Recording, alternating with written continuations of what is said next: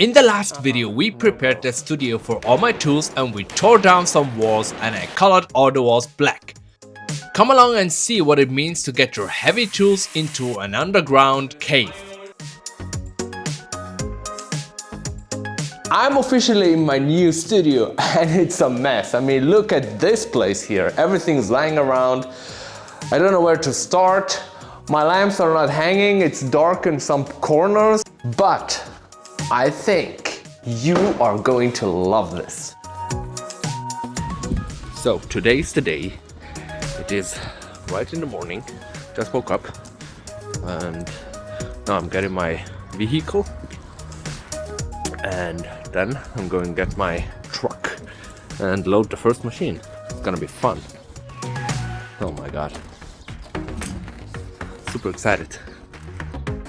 So I am in the rental place and the guy who was supposed to bring the car back at 8 AM is late. And now I'm waiting for the car to get to the company so they can prepare it for me, and I don't know how long it's going to take. And it's so annoying right now because I have to call all my friends and tell them, well, I'm late, call a guy from whom I bought the machine, and yeah. Super annoying. Well, 1 hour later I got the truck and I drove over to the biggest and coolest woodworking shop I had ever seen and picked up my new old table saw I secretly bought a few weeks ago. But this project is saved for another video, where I do a whole restoration of that bloody heavy 6 horsepower table saw. Make sure to subscribe so you get notified when that video drops.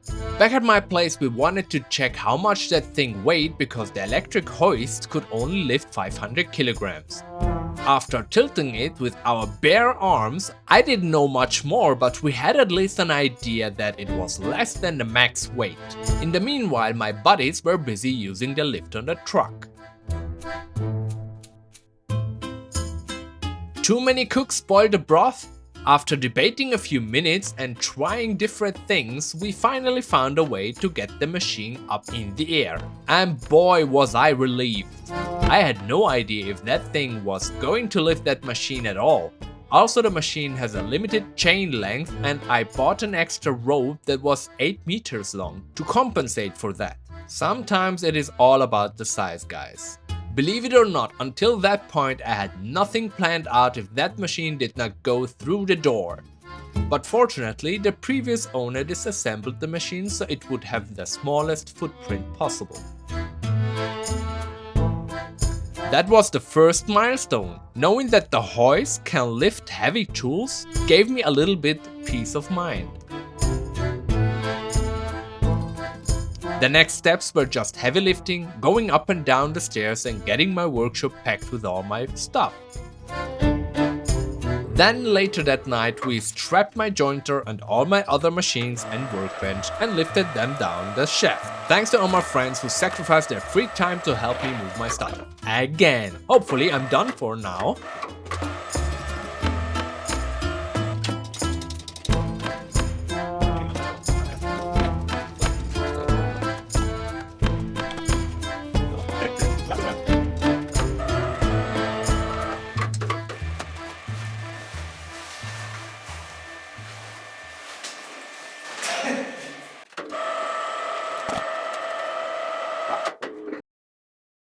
Do you see me? It's bright here, right? Wow. I think it's quite bright enough. A few things need to be done. Some cords and stuff like that. And yeah, keep working. First thing I wanted to tackle was all my wood stock, and that came with its own challenge. The wall has a thick layer of insulating plaster that will not support any single screw, but on the other hand it was easy to cut with a putty knife, so I traced the rack and cut through the plaster. Then I had to make some cuts into the wood because there were some pipes in the way. A quick job with the chisel and some holes and dowels in the wall and everything was mounted and ready for the wood.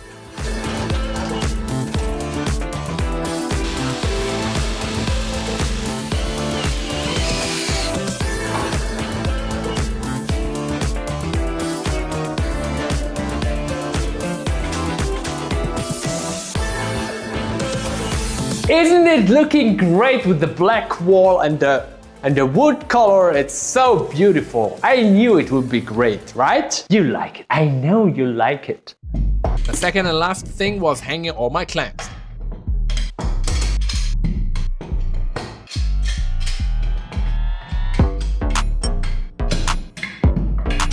I think the next time I'm coming, I'm gonna do a deep cleaning, right? Like, bam!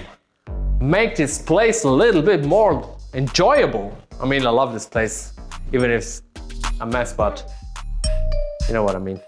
Okay, off till tomorrow. Next video, we are going to talk about essential shop layout and why I planned everything this way.